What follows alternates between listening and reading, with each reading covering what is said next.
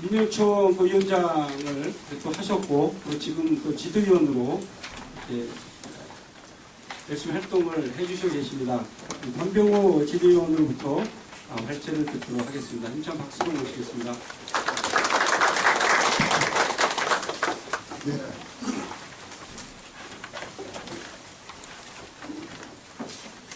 네, 반갑습니다. 바로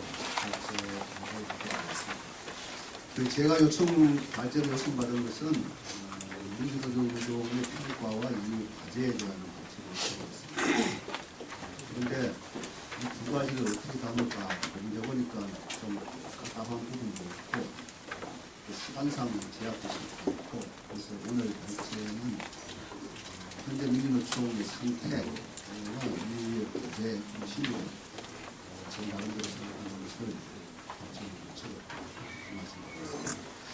물론 이후 과제를 도출하려면은 운동에 대한 확실한 성찰 이런 것이 준비가 돼야 되는 사실입니다. 제가 그러지 못했다는 것을 먼저 말씀드리겠습니다. 여러분들도 잘 알고 계시지만은 현재 민주노총은 창립 20년이 다 돼가고 있습니다. 19번째 대입니다. 근데 창립 현재 20년 가까이 되는 동안 현재 민주노총은 창립 초기에 성장 동력은 거의 상실했다. 저는 그렇게 평가를 합니다. 그동안에 이런 문제들을 예측하면서 새로운 어떤 대안들을 모색하기 위해서 노력도 하고 또 조직의 혁신도 시도하기도 했지만은 이런저런 이유에 의해서는 결과적으로 제대로 이루어지지 못했습니다. 그런 속에서 오늘 오늘날은 민주노총이 사실상 총체적 위기에 직면해 있는 것이 아닌가 이런 생각을 합니다. 그리고 이런 총체적 위기를 실제 극복을 하려면 민주노총을 만들 당시에 그런 창립의 정신으로 되돌아가서 조직을 전면적으로 재혁신하려면 좀 쉽지 않을 거다라는 것이 솔직한 제 신분입니다. 여러분들도 잘 아시겠지만은 위기의 요인은 여러 가지 있을 수 있습니다만 본격적으로 시작되면 IMF 경제 위기가 시작되면서 일이 시작됐다라고 좀 보고 있고요. 그로 인해서 경제 위기가 시작되면서 사회가 신자유주의 사회로 이렇게 전면적으로 좀 바뀌고 한국 사회가 실제 세계 신자유주의 실체 속으로 완전히 편입되고 또 그 과정에서 대량의 외자들이 유입되고 그러면서 구조조정이라든가 정리하고 이런 것이 일상화됐습니다. 또 산업 구조도 많이 바뀌었습니다. 제조업에서 금융이라든가 유통, 서비스 쪽으로 확장이 되면서 거기에 따른 고용의 변동도 불가피하게 일어날 수밖에 없는 이런 상태라고 이런저런 문제들 전체가 사실 노동자의 임금이라든가 고용이라든가 아니면 노동 조건이라든가 이런 것을 악화시키는 이런 요인으로 작용을 했고 또 이런 악화 요인들이 사실상 민주노조 운동에 상당히 어려운 양상시켰습니다. 잘 알고 계시다시피 대량 비정규직 대량으로 양산이 되고 만성적인 고용 불안이 생기고 하면서 사실 노동자들이 노동운동에 대한 기대보다는 도리어 그런 걸 통해서 자신이 어떤 불이익을 당하지 않을까 하는 이런 두려움을 느끼게 하는 이런 상황이 사실 경제위기가 성공해서 들어서면서 상당히 확산됐던 것 이런 요인들이 사실 민주노조 운동의 위기를 가속화시켰던 요인들이 아니었느냐 저는 좀 그렇게 보여집니다. 물론 더 중요한 것은 이런 위기에 대해서 구체적으로 제대로 대응하지 못했던 것이 결정적인 부분입니다.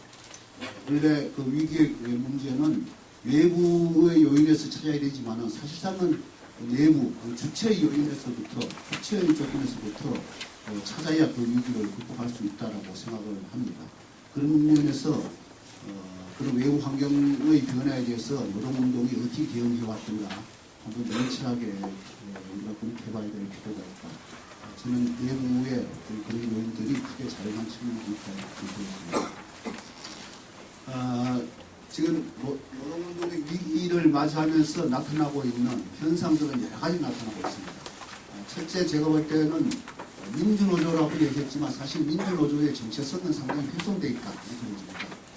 우리가 민주노조라고 얘기할 때는 뭐 자주성, 민주성, 뭐 투쟁성, 연대, 계급성, 변혁 지향성 등등을 얘기를 해왔는데 이런 민주노조의 정체성이 올곧게 유지되고 있고 지켜지고 있는 사업장들은 저는 그렇게 많지 않을 것이다. 지금 현재 그만큼 정체성이 훼손되어 있다라고 하는 것입니다. 그 다음에 민주노총, 즉 민주노조 운동의 노동운동의 어떤 대표성도 상당히 약화되어 있다 이렇게 좀 보여집니다.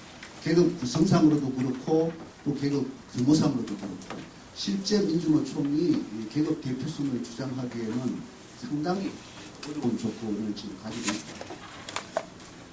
셋째 또 나타나고 있는 현상은 그 노동계급 내에 뭐 제가 이런 말을 굳이 쓰고 싶진 않지만 객관적일 수밖에 없는 강에 보여집니다. 노동계급 내의 계층화가 상당히 심각하게 진행되어 있다 이렇게 보입니다. 노동자 내에서 계층화 벌써 4배, 5배의 어떤 임금이라든가 고용조건, 노동조건들의 차이를 가지고 있는 이것을 단순히 하나의 계급으로 이렇게 옛날처럼 통칭한다고 가능할까 할 정도로 계층화가 심각하게 진행되어 있는 것. 이것도 하나의 민주의 양상으로 지금 나타나는 것이고요. 그 다음에 조직 내의 갈등도 상당히 심각하게 지금 나타나고 있다. 우리 그 시성철 위원장 동지께서 발제할 때도 뭐 정파부 얘기도 하고 뭐 등등 여러 가지 얘기했는데 실제 조직 내의 갈등과 반 이런 문제들도 상당히 심각하게 지금 나타나고 있는 것이 아닌가 이렇게 좀 보였고요. 그리고 현장 조직력은 거의 저는 뭐 제가 솔직히 표현한다라면은 현장 노동의 현장 권력은 완전히 와해됐다라고 저는 보고 있습니다. 어느 사업장 치고 자본의 현장 통제력이 관철되지 않는 사업장이 과연 얼마나 될까 명치하게 본다면은 그런 의미에서 실제 현장 권력은 거의 무너져 있다 이렇게 좀 보고 있고. 그 다음에 민주노총이 상당히 야심차게 진행했던 진보정당 노동자 정치세력화도 사실상은 뭐 실패했다라고 규정할 수밖에 없다 이렇게. 또 이제 뭐 이런저런 문제들이 다 복합적으로 작용해서 현재 민주노총의 사회적 정치적 위상은 상당히 약화되어 있다. 과거 민주노총이 창설되고 창립되고 오는 이 과정 속에서의 민주노총의 사회적 정치적 위상과 오늘날 민주노총이 처해진 사회적 위상, 사회정치적 위상을 비교해보면 그것이 분명하게 드러날 수 있는 문제 아닌가 이렇게 보입니다. 그래서 이런 문제들을 우리가 볼 때 이것은 단순한 일시적 위기가 아니라 구조적이고 총체적 위기를 지금 맡고 있다. 저는 그렇게 좀 보고 있습니다. 자꾸 어려운 얘기만 하려고 하면 좀 미안한데 현실은 정확하게 우리가 봐야 될 필요가 있는 거 아닌가 그런 생각입니다. 그래서 정말 우리가 운동을 뭐 자본주의가 존재하는 이상 노동운동은 항상적으로 존재할 수밖에 없는 거 아닙니까? 그렇다면 운동을 포기할 수는 없는 겁니다. 또 새로운 어떤 도약을 모색해야 되는데 그러려면은 전면적인 어떤 개혁, 새로운 어떤 모색이 이루어져야 된다 이렇게 보고 있습니다. 그래서 첫째 그 노동운동의 민주노동운동이 이념부터 재정립돼야 된다. 저는 그렇게 좀 보고 있습니다. 이념이라고 해서 거창하게 이렇게 말씀드리는 것은 아닙니다. 적어도 조직 이념은 그 조직이 궁극적으로 목적하는 바가 무엇인지 그리고 그것을 달성하기 위한 과제를 어떻게 선정하고 그 목표를 어떻게 설정하느냐 하는 문제 또 그런 것들을 실행하기 위한 실행 주체들을 어떻게 구성해서 할 것인가 하는 문제를 정리하는 것이 바로 그 조직의 이념이라고 저는 생각을 합니다. 그래서 이런 그 조직 이념이 공식적으로 나타나는 것은 강령으로 나타날 수밖에 없습니다. 그래서 강령은 새롭게 검토돼야 될 필요가 있다. 그동안 많은 것이 변했다고 저는 생각을 합니다. 그리고 또 강령은 분명하고 해야 된다. 이게 막 좀 불투명하거나 아니면은 뭐 지나치게 추상적이나 이렇게 되면은 조직의 통일성을 담보할 수도 없고 또 대중들이 운동이 상당히 혼란스러울 수밖에 없다. 이렇게 봅니다. 강령은 그래서 최대한 분명하게 이렇게 하되 재정리돼야 될 필요가 있겠다 이렇게 좀 보고 있고 그 강령의 내용들은 지금 변화된 조건들을 충분히 반영해야 되고 특히 뭐 사회양극화 문제라든가 비정규직 문제나 고용불안 문제라든가 노동계급 내 계층화 문제 이런 문제를 노동운동이 중심을 어떻게 받아안고 그 문제의 운동을 어떤 중심성을 가져갈 것인가 이런 문제가 중요하게 당겨야 될 거라고 보고 있습니다. 그리고 다른 한편으로는 지금 사회적 의제, 소위 말하는 사회적 진보적 의제가 상당히 많이 지금 제출되고 있습니다. 예를 든다라면 이주노동 문제도 있고 장애인 문제도 있고 여성 문제도 있고 환경 문제도 있고 근데 이런 문제들이 상당히 이제 중요한 의제가 되어 있고 이런 문제에 대한 노동운동에 대한 요구들이 역할들이 상당히 강하게 요구받고 있습니다.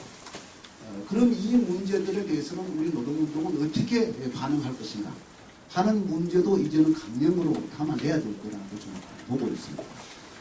그래서 아마 여러분들은 민주노총의 강령을 보시면 잘 아시겠지만 제 나름대로 이해하는 민주노총의 강령은 사회개혁을 위한 노동운동 이 정도로 할 수 있다고 보여집니다. 여러 가지 조언이 있지만 그러나 지금 변화된 조건 속에서 새롭게 강령을 만든다면 강령을 좀 압축해서 얘기할 수 있다면 사회변혁을 위한 사회적 노동운동의 형식으로 이렇게 강령이 재정비돼야 되는 거 아니냐 이렇게 그래서 강령의 내용도 제 개인적으로 조금 더 굵진화될 필요도 있을 것 같다라는 생각을 합니다. 그리고 조직에 대한 혁신의 문제입니다. 저는 조직에 대한 혁신이 대대적으로 이루어지지 않으면 안 될 거라고 보고 있습니다. 민주노총의 기본 조직은 그렇게 되어 있습니다. 그 산별 조직과 지역본부를 골반으로 이렇게 되어 있는데 과연 이 근간 조직이 역할 분담이 제대로 이루어져 있는 것인지 또 나아가서는 이런 건강 조직들의 어떤 유기적인 관계들은 잘 작동되고 있는 것인지 또 뭐 지역본부 저는 이제 지나면 앞으로도 이제 더 그럴 거라고 있는데 지역본부의 역할들이 더 가중될 거라고 저는 보여집니다. 그럼 현재 지역본부의 역할로 충분한 것인지 이런 등등의 문제들을 재검토를 해서 정말 그 조직의 어떤 체계를 시스템을 재정비하는 이런 필요가 지금 있을 거다 이렇게 좀 보여집니다. 그리고 민주노총이 가지고 있는 자원은 사실 많지 않습니다. 제가 알기로는 임금도 체벌될 정도로 이런 상황으로 가고 있는 것이 현실입니다. 그렇다면 민주노총이 가지고 있는 인적 내지는 재정적 자원 제가 말하는 이거는 민주노총 중앙과 얘기하는 것은 아닙니다. 중앙 산별과 지역본부를 통틀어서 민주노총 전체를 얘기합니다. 민주노총 전체가 가지고 있는 이런 자원을 얼마만큼 효과적으로 운영할 것인가 하는 문제가 신중하게 검토되고 거기에 대한 대안들을 만들어내야 될 거라고 저는 보고 있습니다. 예를 든다면 가장 낭비적인 요소들은 저는 이런 거라고 보십니다. 예를 든다면 교육원이라든가 아니면 정책연구원 등이 있습니다. 근데 이게 민주노총도 있고 각 조직도 있습니다. 이 상당히 영세성을 벗어나지 못하고 있고 실제 노동운동의 중요한 정책적 기능 역할을 좀 해야 됩니다. 이것이 방기되고 있는 부분이 많습니다. 그렇다면 이런 것을 어떻게 구조화 시스템을 정비하면서 좀 효율적으로 운영할 수 있는 방안은 없을 것인지 저는 이런 문제는 또 전체 검토해야 되는 것입니다. 그리고 우리가 가지고 있는 자원 운용에 대한 어떤 이런 검토들이 상당히 돼야 되는데 저는 민주노총이 가지고 있는 자원 운용에 가장 대표적으로 실패된 사례가 저기라고 좀 봅니다. 일기 비정규직 사업 저는 그게 자원 운용에 가장 실패했다고 보죠. 사업 선정이라든가 등등 이런 건 다 차지해놓고 하나만 얘기를 하겠습니다. 민주노총이 전략사업이라고 하면서 사실 그 전략사업에 투여된 인원들이 어떤 인원들입니까? 노동운동의 경험도 없는 사람들도 있었고 경험이 확인되지도 않는 경험을 미흡한 사람들도 단기 교육을 시켜가지고 그냥 전략사업이라고 다 투여했습니다. 이건 제가 볼 때는 상식적으로 안 맞는 일들이에요. 정말 전략사업을 하게 되면 민주노총이 가지고 있는 가장 우수한 활동 역량 운동의 경험도 많고 실제 활동, 조직화 활동에 대해서 검증도 하고 이런 사람들이 우선적으로 투입되고 그 자리를 새로운 사람들을 메꿔서 훈련시켜 나가는 과정이어야 되는데 완전 적응한 대로 되었습니다. 이런 식으로 한다라면은 제가 볼 때는 과연 이게 민주노총이 가지고 있는 이런 빈약한 재원이 제대로 활용되었다고 볼 수 있느냐 하는 겁니다. 그래서 이런 그 민주노총이 가지고 있는 자원을 효과적으로 운용할 수 있는 이런 방안들이 전면 재검토되고 그런 대안들을 만들어내는 것이 필요하다 이렇게 생각합니다. 그리고 재정 문제도 저는 심각하게 고민하고 대안을 만들어내야 됩니다. 언제까지 뭐 이렇게 채굴 상태로 가고 아니면은 일반 사업이 없어가지고 정치위원회비가 200만 원 남았다, 뭐 여성위원회비가 200만 원 이런 식으로 해가지고 이걸 가지고 세상을 바꿔보겠다는 것은 안 맞다고 보입니다. 안 맞다고 보이고 근본적인 어떤 재정 대안을 만들어야 보고 있고요. 그리고 조직 내에 상당히 깊은 것들을 새롭게 만들어야 된다. 이렇게 보여집니다. 상당히 왜곡된 부분들이 많죠. 이런 거 쇄신돼야 된다고 보고 있고요. 뭐 잘 아시겠지만은 한 예로 사실 민주노총이 그간에 이런저런 불미스러운 일들이 있었고 그것이 언론으로부터 상당히 확대 왜곡되기도 하고 또 그걸 바라보는 조합원들의 어떤 상당한 어떤 실망과 분노도 만들어내고 이런 게 민주노총을 무기력하게 만들고 민주노총을 약화시키고 위기로 몰아가는 한 요인으로도 저는 작용했다고 보여집니다. 예를 들면 바로 이런 잘못된 왜곡된 문화, 기풍 이런 것들을 쇄신하는 대대적인 어떤 뭐 그것이 정통운동이 되든 뭐가 되든 대대적인 어떤 이런 그 문화의 어떤 쇄신이 이루어져야 될 것이라고 보여집니다. 이것이 이루어지지 않고 과연 대중들에 대한 어떤 신뢰를 어떻게 해낼 수 있을까 이렇게 좀 보기도 합니다. 그리고 산별노조 건설 문제 저는 더 이상 진척이 되고 있지 않는데 지금 저는 바로 다시 재부활시켜야 된다. 산별노조를 재부활시켜내야 된다라고 보고 있고요. 사실 2006년도를 기점으로 해서 그대로 올스톱되어 있고 심지어는 기업별 노조의 산별 노조의 원심력이 더 작동을 하고 기업별을 회귀하려고 하는 이런 양상만도 나타나고 있는데 이것이 방치된다라면 방치되는 만큼 산별로 전환하기는 더 어려워질 거다. 더 어려워지고 더 많은 시간이 소요될 것이다. 이렇게 됩니다. 그래서 지금 다시 산별 운동을 전체적으로 전면화시켜야 될 필요가 있는 게 아닌가 이렇게 좀 보고 있고요. 그 다음에 민주노총 산하 조직에 대한 재편이 필요하다라고 좀 보여집니다. 지금 뭐 제가 알기로는 민주노총 산하에 17개 산별 업종 뭐 직업별 조직으로 이렇게 구성되어 있는 걸로 알고 있는데 저는 뭐 한꺼번에가 어렵더라면 단계적으로 가더라도 최소한 한 3, 4개 정도 최대한 한 3, 4개 정도까지를 재편하는 이런 목표를 설정하고 재편 작업에 들어가야 된다고 보여집니다.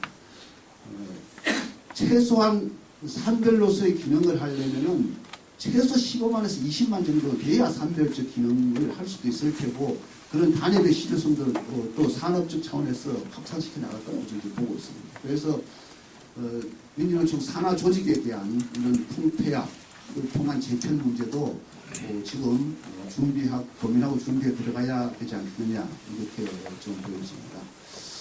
그 다음에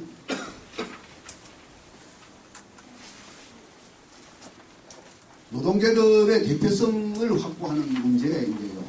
사실 지금 전체 노동계 10% 정도가 조직되어 있습니다. 조직되어 있고 그중에 민주노총이 차지하고 있는 비율이 한 40% 정도 될 겁니다. 정확하게 제가 잘 모르는데 40% 정도 될 테고 민주노총 내에 그 40% 민주노총 내에 조합원 중에 비정규직이 차지하고 있는 것은 한 10한 5, 6% 정도 되는 것 같습니다. 이런 규모와 이런 어떤 구성을 가지고는 절대 민주노총이 노동자 계급 대표성을 획득해 나가기도 어렵고 심지어는 노동운동의 정당성을 확보해 나가는데도 상당한 한계가 있을 거다 이렇게 보여집니다. 그래서 이런 어떤 그 계급 대표성을 획득해 나가기 위해서 위한 어떤 조직화 사업 이런 것들이 전면적으로 전조직적으로 추진돼야 된다.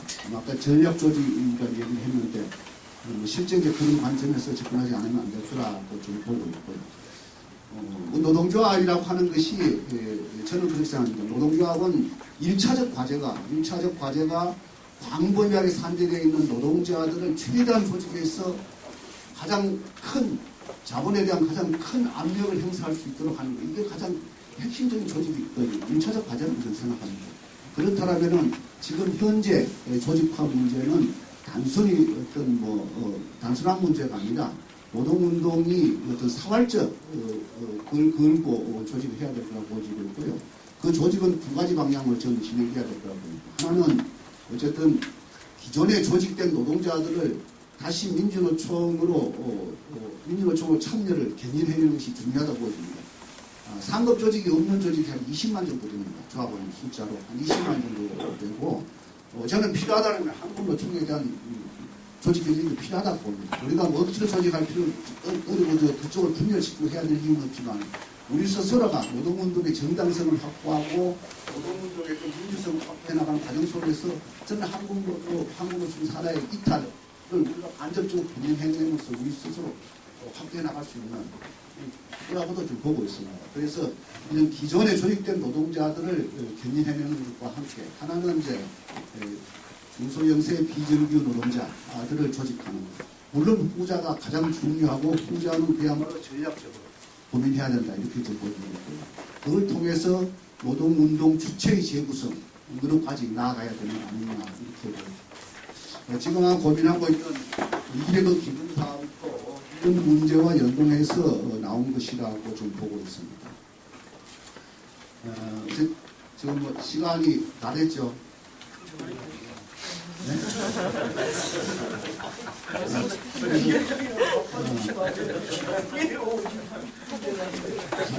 20분 안 됐죠. 네, 미안합니다. 어쨌든 투쟁과 관련한 문제입니다. 민주노총 그동안 투쟁 열심히 했고 지금도 열심히 하고 있습니다. 그러나 저는 전략적 투쟁이 과연 배치되고 있고 그것이 뭔가에 대해서는 저도 잘 모르겠다는 생각입니다. 사실 민주노총은 투쟁 과정을 통해서 성장 발전해왔다고 저는 생각을 합니다. 예를 들어서 87년부터 민주노총이 만들어지기까지 노동부 개혁전까지는 노동법 개정, 노동악법 철폐, 그 다음에 사업장 내에서 일어나고 있는 민주노조 사수투쟁, 노조민주화 투쟁, 또 민주노총 건설, 하는 이런 어떤 과정 속에서 그 투쟁과 결합하면서 민주노조 운동이 발전해 왔습니다. 그리고 96, 7년 총파업 이후에 해서 2000년 5, 6년까지는 뭐 정예고 반대라든가 비정규직 철폐라든가 아니면 노동시간 단축 문제라든가 또 산별노조 건설 정치 세력화 문제 이런 어떤 의제를 가지고 조직적 투쟁이 배치가 되고 그 투쟁을 통해서 대중들을 참여시키고 묶어내는 이런 전략이 있었는데 사실 2005, 6년 지나면서부터 민주노총의 전략적 투쟁 과제가 어떻게 제시되어 있는지는 저도 잘 모르겠고 아마 현장에 가서도 잘 모르겠고 현장에 계신분도 뭘 전략적 투쟁 과제를 준비하고 있는지 그냥 사안별로 나타나는 탄압에 대한 대응 투쟁의 수준을 넘어서지 못하고 있는데 이런 것들을 넘어서는 어떤 전략적 투쟁 과제들이 개발되고 그 투쟁들을 통해서 노동자의 내적 발전, 내적 어떤 판결 것들을 만들어내는 것이 필요한 거 아니냐 이렇게 보여집니다. 그래서 지금 만약에 한다라면은 뭐 최저임금 하한제, 외국에 보니까 임금 최고 하한제 이런 게 있더라고요.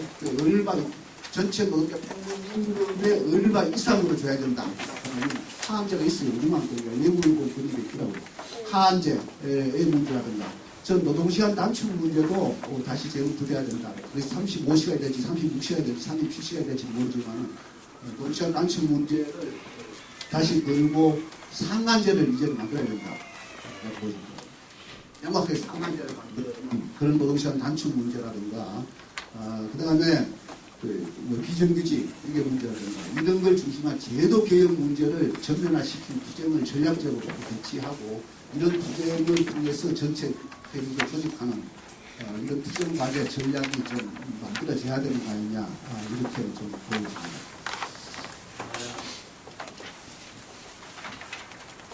정치 세력화 문제는 사실 뭐 별로 얘기할 것도 없고 하고 하는 생각도 사실 많지는 않습니다. 그러나 어쨌든 중요한 부분에 말씀드린다면은 사실 민주노동당을 기점으로 해서 노동연대에서 실패했다고 생각을 하고요. 그리고 한 가지 좀 안타까운 게 있습니다.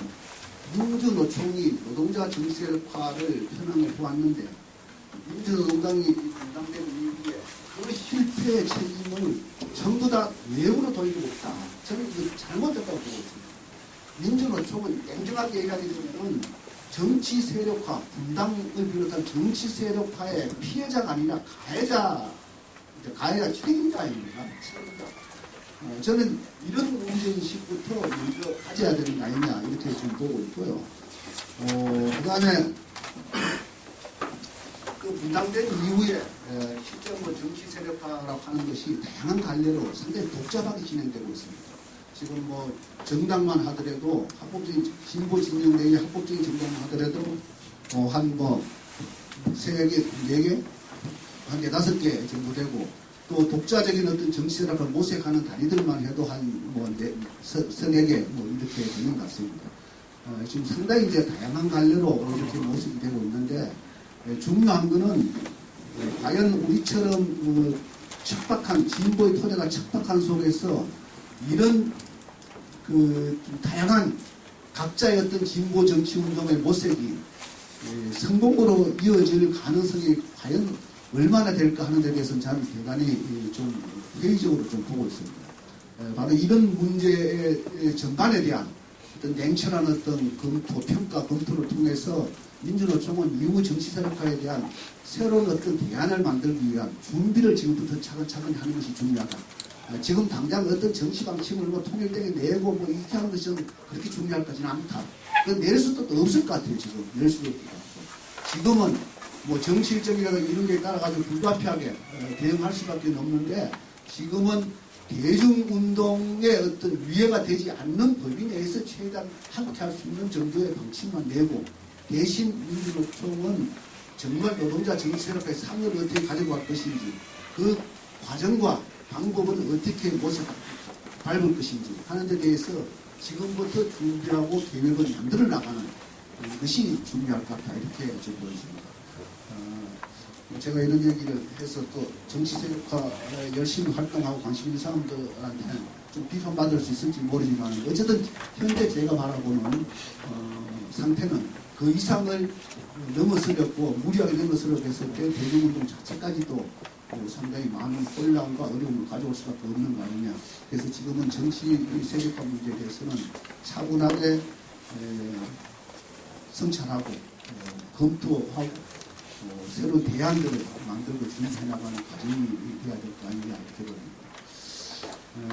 마지막으로 말씀드리는 것은 사실 뭐 우리 대안이라고 하는 것이 누가 얘기하든 다 알고 있는 얘기입니다. 사실 알고 있는 얘기고 우리가 알고 있는 이상이 어느 날 갑자기 하늘에서 뚝 떨어져가지고 그것이 뭐 모든 문제를 해결해 줄 수 있는 대안이 되고 답이 될 수 있는 조건도 사실 아닙니다. 지금은 도리어 우리가 알고 있는 문제들을 얼마만큼 진짜 제대로 우리가 실천하고 있는지 또 우리가 실천할 수 있는 만큼 최대한 우리는 하고 있는지 이런 문제가 더 중요하고 그 다음에 또 만약에 이것이 우리가 뭐 어렵지만은 이것이 길이라고 생각한다라면은 그것을 판단하고 선택하고 하는 문제가 아니라 이제는 과감하게 결단하고 그렇게 할 문제라고 좀 보여집니다. 그 속에서 우리의 미래와 전망이 만들어질 수 있는 거 아닌가 저는 그렇게 생각합니다. 그리고 발제가 제가 어제 시골 갔다가 반올로 갑자기 이렇게 선언하고 상당히 조속하게 돼가 있는데 뭐 제가 말씀드리고자 하는 취지가 무엇인지는 아마 여러분들 대충 이해를 하실 거라고 보고 있고 이후에 여러분들이 더 많은 고민을 풍부하게 지금 만들어졌으면 좋겠다 생각합니다. 마치겠습니다.